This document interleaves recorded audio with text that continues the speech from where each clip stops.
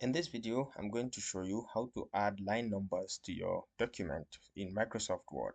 So this is very helpful when you have a conference paper and you receive comments or you want to add comments to your students.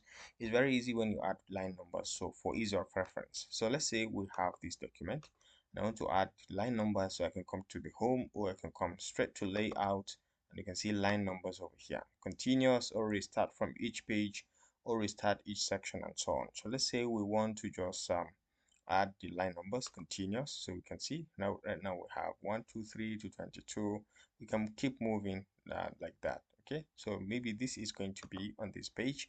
If you want it to be restart on each page or suppress for current paragraph, and you can do that, or you can click to see the options, more options. Okay, so this is continuous, a new column, new page.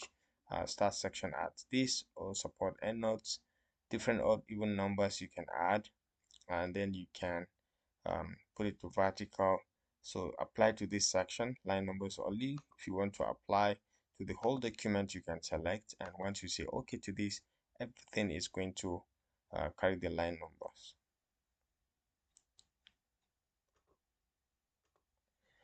Okay, so you just need to select the section and then you can come over. If you want it to be the whole document, you can select all and then you can add the line number and make it continuous. So you can see now everything carries the line number.